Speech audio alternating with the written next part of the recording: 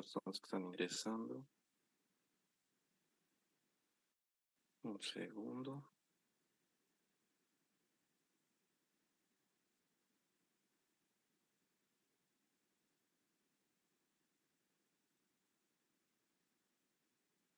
Perfecto. Bueno, el día de hoy vamos a hablar sobre leucemias. Nos toca abordar leucemias agudas, leucemias crónicas, linfomas y mielomas. Y vamos a empezar diciendo que la leucemia es una enfermedad agresiva y de pronóstico bastante difícil.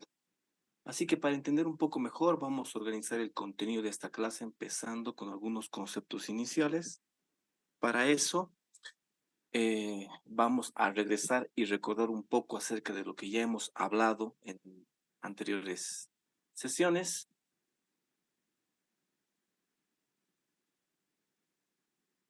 Ahora sí, perfecto, muy bien. Acerca de la médula ósea, porque es aquí donde todo empieza. Si se acuerdan, este dibujo lo hemos visto Recording ya in bastantes progress. veces. Este dibujo ya lo hemos visto bastantes veces. Así que, mira, así es como las células son producidas. Todo empieza Doctor, aquí, en esta médula ósea, perdón. doctor, perdón por interrumpirte. Es que está chiquito, no sé si para mis compañeros, y yo Te no veo. cuento que no hay forma. Si lo pongo horizontal, se les va a volcar la pantalla. Ya he hecho la prueba hace rato y no se va a poder. De todas maneras, no se preocupen Para mí tanto está porque normal. las diapositivas yo les voy a pasar. ¿Sí? Ah, ya, doctor. Acaba esta clase y les voy a pasar la diapositiva. Solamente quiero que atiendan y Está escuchen bien, nada más. doctor. No se Ya, preocupen. perdón por interrumpir. Muchas gracias. Pero no te Gracias. preocupes. Entonces decíamos que esta imagen ya la hemos visto bastantes veces en las anteriores clases y es importante, muy importante esta imagen porque es así como las células son producidas. Todo empieza acá en la médula ósea. Si se fijan, acá está nuestra célula tronco pluripotencial y en respuesta a determinados estímulos es que se va a diferenciar. ¿Cómo es que se diferencia esta célula tronco? Pues si nos fijamos aquí arriba, acá todos estos que están por acá son progenitores multilinaje que están bastante comprometidos, por ejemplo, en la parte superior, con la formación de todo lo que conocemos como linaje linfoide, ¿no? Recuerda, primero esta célula linfoide tiene que madurar en un linfocito pre-T, que está por aquí, si se logra ver, por acá.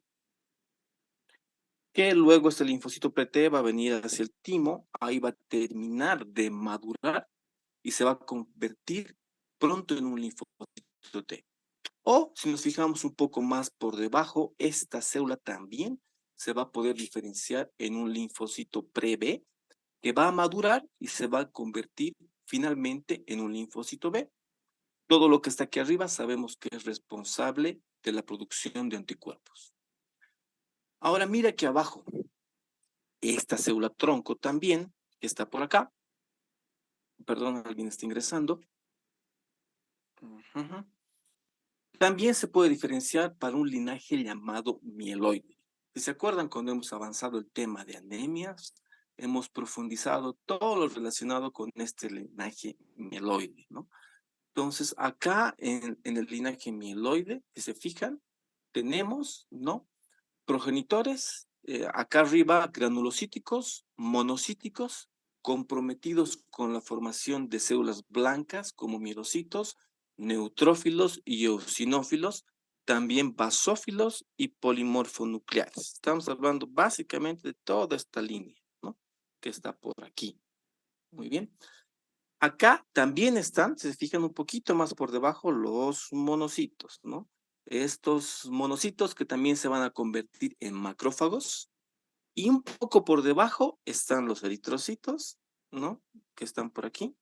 Esta célula proeritrocitaria que luego se va a convertir en un reticulocito y luego en un glóbulo rojo. Y un poquito más por debajo está todo lo relacionado con los megacariocitos, que están comprometidos con la formación de las plaquetas. Entonces, esta es nuestra imagen muy importante de la cual vamos a partir para entender lo que son las leucemias. Por lo tanto, ¿qué es lo que pasa en la leucemia aguda?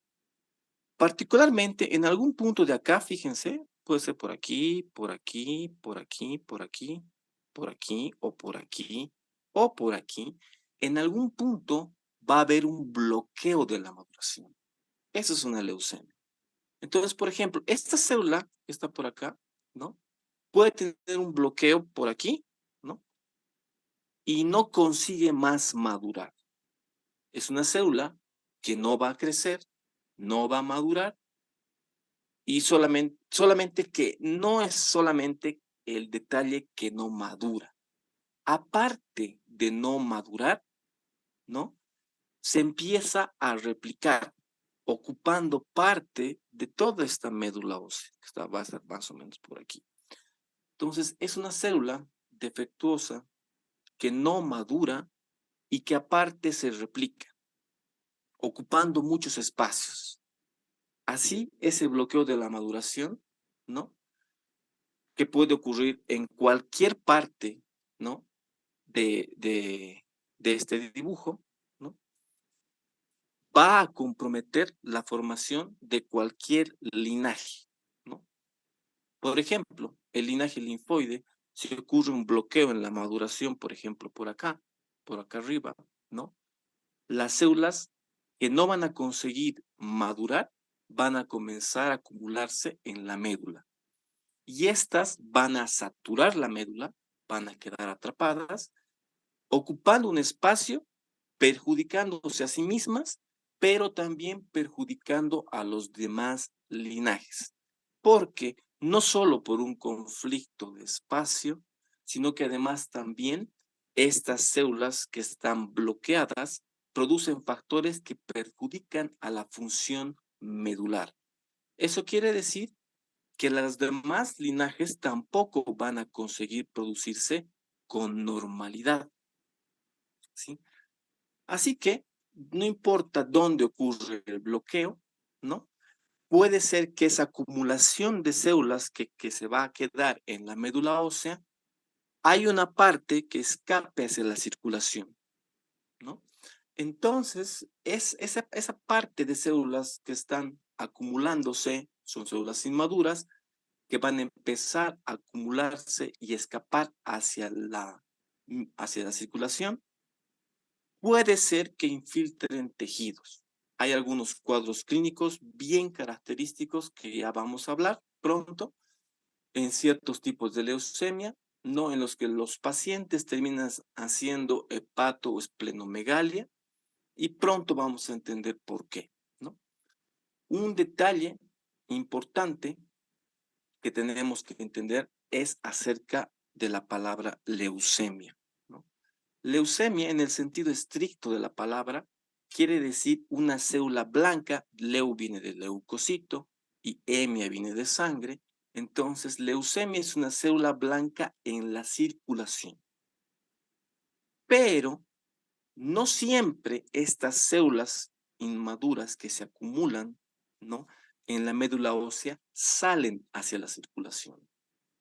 Así que existen leucemias que son aleucémicas, aunque suene contradictorio, ¿sí? Hay que entender que estas células, cuando existe un bloqueo en la maduración y estas células empiezan a replicarse y son inmaduras, se están acumulando en la médula ósea, puede ser que ese aumento exagerado de células inmaduras que están acumuladas en la médula ósea salgan hacia la circulación, como puede ser que no, ¿sí? Ya vamos a ver que existen algunas situaciones en las que estas células van a quedar mayormente confinadas a la médula ósea, ¿sí? Hay que entenderlo de esta forma. Hay leucemias en las que las células se quedan y hay leucemias en las que las células salen hacia la circulación. Todo eso es una leucemia aguda. Cuando hablamos de leucemia crónica, que después vamos a hablar de eso, es distinto, porque en las leucemias crónicas puede haber una mutación. No se sabe por qué a ciencia cierta ocurre la mutación, pero la célula en esa situación puede incluso madurar, solamente que ésta llega a niveles más avanzados de maduración en los que no puede cumplir con su función. Y no se preocupen, esa parte de las leucemias crónicas también la vamos a ver. Esto solamente es un preámbulo que nos sirve como marco para iniciar nuestro tema, ¿sí? Así que lo primero que vamos a ver es esta imagen, ¿no? Hablando de las leucocitosis. Leucocitosis es un término que usamos mucho, ¿sí? Es común escuchar en la consulta en el hospital, ya ustedes están yendo a rotar, que un paciente presenta un cuadro, ¿no?, característico en su hemograma, identificado como una leucocitosis, un aumento de leucocitos, ¿no? En este caso, cuando hablamos de leucemias, generalmente esta leucocitosis es con desvío a la izquierda. Si recuerdan, en una clase anterior ya hemos hablado de lo que significa el desvío a la izquierda, pero vamos a entenderlo un poco mejor, ¿sí? Entonces vamos a hablar acerca de leucocitosis. Las leucemias no es casi obligado que tengan que cursar con esto, ¿no? En algunos casos hay leucopenia, pero son casos específicos, ya los vamos a hablar, ¿sí? Lo que sí es que tenemos que entender, fíjense esta imagen que está justo acá, ¿no? Es la división de los leucocitos, ¿sí? Aquí tenemos, por ejemplo, los mononucleares, que son los linfocitos y los monocitos, ¿sí? Que están por acá, al inicio. Acá, un poco más a la izquierda, tenemos los polimorfonucleares, que son los neutrófilos, ¿no? Todos estos, los segmentados, bastones, metamielocitos y mielocitos, ¿sí? Si a estos englobamos y sumamos los basófilos y los eosinófilos que están a su lado, tenemos todo esto que llamamos como granulocitos. En situaciones normales, los segmentados, por ejemplo, siempre están entre 45 a 70%, haciendo parte de los grupos de los neutrófilos. También tenemos los bastones, que están normalmente de 1 a 5%. Todos estos que están acá son formas jóvenes, ¿sí? Cuando existe una leucocitosis, ¿no?, con predominancia de estas formas jóvenes, se dice que un paciente tiene una leucocitosis con desvío a la izquierda, ¿sí? Cuando existen infecciones, obviamente se producen más leucocitos, ¿no? Ante una infección, la médula ósea interpreta como que tiene que liberar estas células como soldados que van a ir a pelear, ¿no? Como parte de la defensa del cuerpo, ¿sí? Evidentemente, cuando se agotan o cuando existe una infección demasiado grande, pues se llegan a liberar de manera exagerada estas formas jóvenes que están por acá, ¿no? Estas células que se ven acá, los neutrófilos, que son formas jóvenes, no son células inmaduras. Son células jóvenes que sí saben cumplir con su trabajo, ¿sí? A diferencia de los blastos. Si se acuerdan cuando hemos hablado de la hematopoiesis, hemos dicho que los blastos son formas inmaduras, ¿no?, que evidentemente no pueden cumplir con su función. Los blastos son formas inmaduras que no saben hacer su trabajo, ¿no? Entonces es diferente hablar de células jóvenes y es distinto cuando hablamos de formas inmaduras, ¿sí? Hay una diferencia importante, ¿sí? Y para que puedan entender esto, les voy a mostrar una imagen, ¿no? Fíjense que son niños, ¿no? Son niños soldados, si ustedes saben por historia, en la época de la Segunda Guerra Mundial, cuando Alemania estaba perdiendo la guerra, no había soldados para combatir. Entonces los alemanes, en la desesperación, empezaron a mandar soldados jóvenes a la guerra. Incluso se enviaron niños, ¿sí?, como se ve en la imagen, de 12, 13 años, que fueron capturados luego por el ejército americano, ¿no? Entonces, estos niños que están acá como soldados, ¿sí?, puede ser que son jóvenes, pero son inmaduros, ¿sí? Como son inmaduros, no pueden cumplir con su trabajo. ¿sí? Pasa lo mismo, ¿sí? En esta situación, ¿sí? Los blastos son formas inmaduras que no pueden hacer su trabajo, ¿sí? Así como esos niños alemanes, ¿sí? Hay una diferencia muy grande de una célula inmadura que no puede hacer su trabajo y una célula joven que sí sabe hacer su trabajo. Y es que lo que quiero que entiendan de esta imagen que estamos viendo en este momento es que en las leucocitosis, por más que haya predominio, ¿no? De estas formas jóvenes sí van a cumplir con una función, a diferencia de cuando veamos que se interrumpe, digamos, una formación de cierto linaje de células y se liberen células inmaduras. Esas células inmaduras pues no nos van a servir absolutamente para nada y es ahí cuando van a empezar los problemas. Vamos a avanzar un poco más.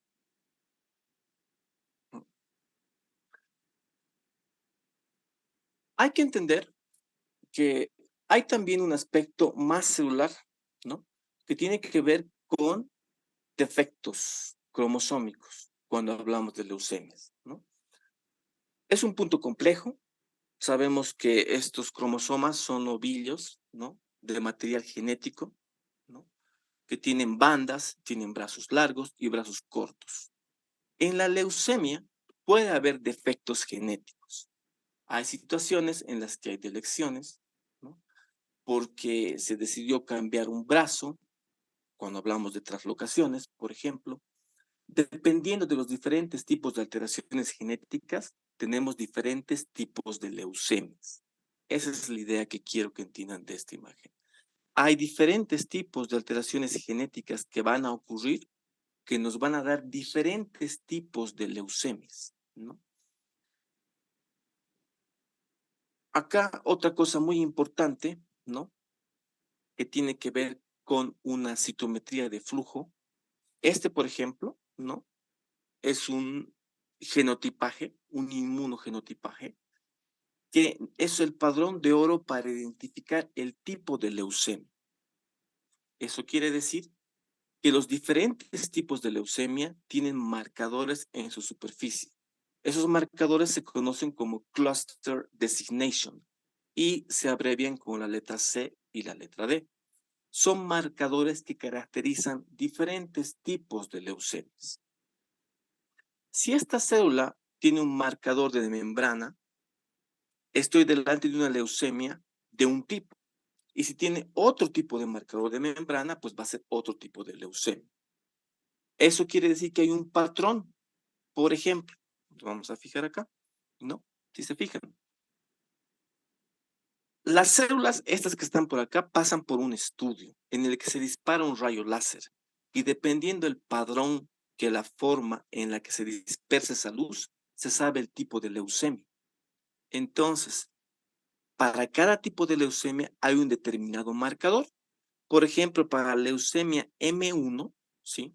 Los marcadores comunes van a ser, si se fijan acá, el 11, el 37, ¿no? El 33, el 13, 34, ¿no? M0, M1.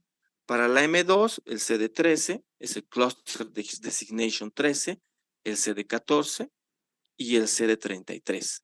Y así, para cada una de las leucemias, ¿no? Existen marcadores específicos, ¿no? Esto vamos a discutir con calma cuando empecemos con las leucemias. Ahorita estamos con los aspectos preliminares, nada más, ¿sí? Solamente que son conocimientos previos iniciales antes de empezar a hablar de leucemias, para que cuando estemos hablando de las leucemias no se estén digamos, sorprendiendo por palabras o términos que tal vez no recordamos, ¿no? Entonces, el cluster designation ya sabemos que es un marcador específico, ¿no? De un tipo de leucemia que se obtiene a través de un estudio que se llama citometría de flujo, ¿sí? Que es lo que está por aquí, ¿no? Tiene que ver también con el inmunofenotipaje, ¿no? Que es esta clasificación que está por acá, ¿sí? Solamente es eso. Con esos conocimientos iniciales, pues ya podemos empezar a hablar de las leucemias y vamos a iniciar hablando de la leucemia mieloide aguda, ¿sí? La leucemia mieloide aguda es considerada la leucemia más frecuente si tomamos números absolutos. Es decir, si agarramos todas las leucemias que existen a nivel global y sumamos todas, la más común va a ser la mieloide aguda, ¿sí? Y para entender cómo comienza y cuáles son los subtipos que existen, vamos a regresar a esta imagen otra vez, que esta imagen nos va a ayudar bastante para entender todas las leucemias, ¿no? Es una famosa imagen que le hemos visto mucho. Entonces recuerda, lo primero que vamos a decir es que cuando hablamos de leucemia mieloide, como el mismo nombre nos indica, vamos a tener un compromiso del linaje mieloide. Entonces estamos hablando de todo lo que está aquí abajo, ¿no? Está la célula tronco y aquí está la célula no progenitora del linaje mieloide, ¿no? Entonces estamos justo por aquí. Ahora, este linaje mieloide, el problema va a ser que hay un bloqueo en la maduración. Hemos dicho que las leucemias tienen que ver con un bloqueo en la maduración. Este bloqueo puede ocurrir en diferentes puntos, en diferentes etapas. Quiere decir que puede ocurrir por aquí, más acá, puede ocurrir por acá, en diferentes etapas, ¿sí? El asunto es que el bloqueo en la maduración va a ocurrir, ¿no? Muy bien. Entonces, ¿quieres un ejemplo? Mira, aquí, vamos a avanzar. Ahí. Por ejemplo,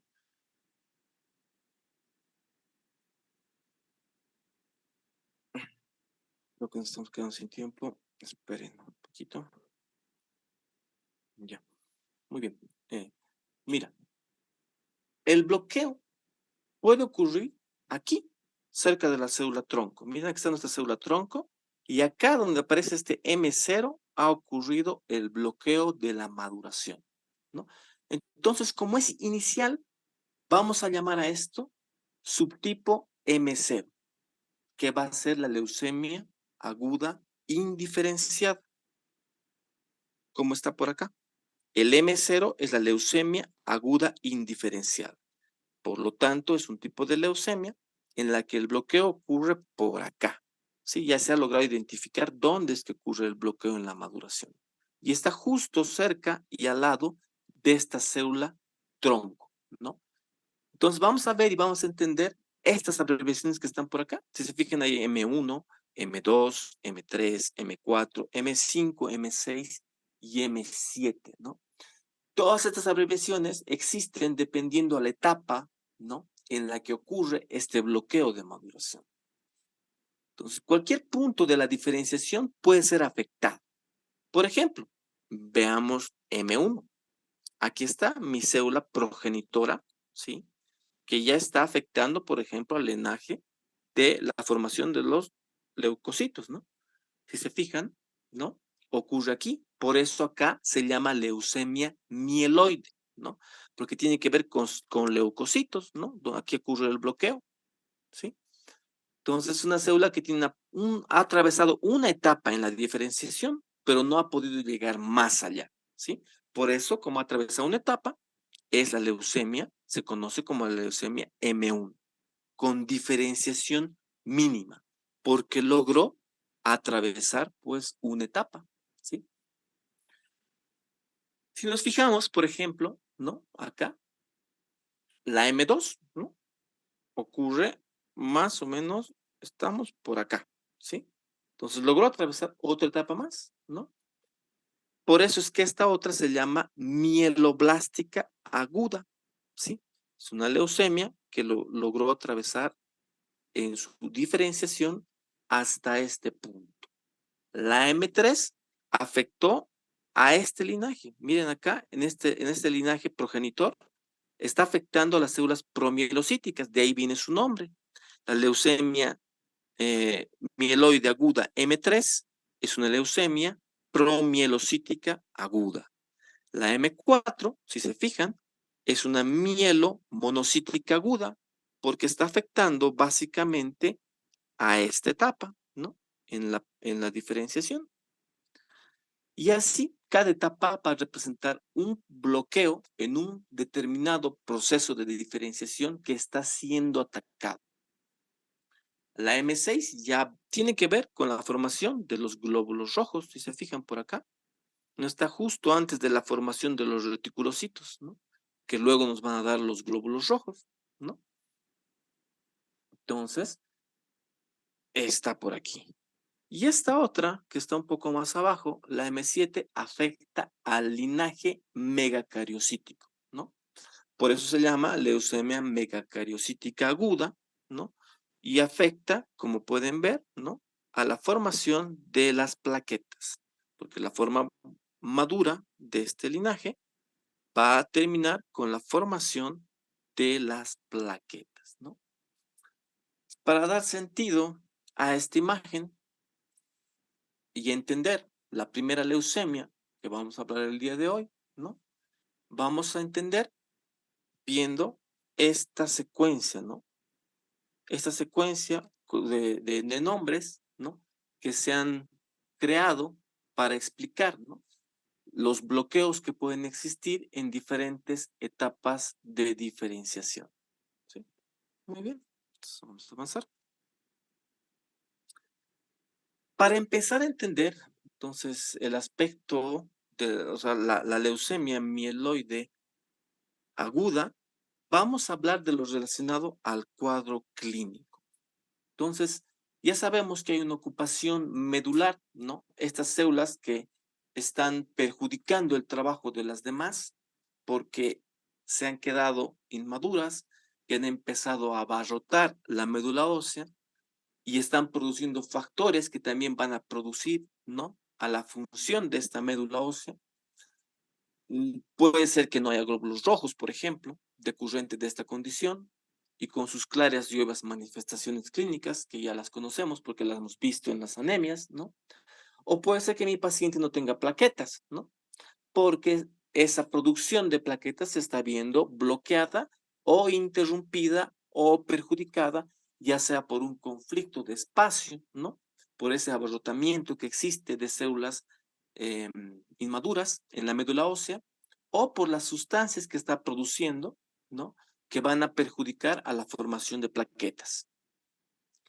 Entonces, estos blastos que están en la médula ósea, que impiden la síntesis de los demás linajes, ¿no? Van a producir ciertos síntomas, ¿no? Sabemos, ¿no? Que los verdaderos leucocitos que saben trabajar y saben protegerse van a disminuir, ¿no? Por lo tanto, mi paciente puede tener una infección, ¿no?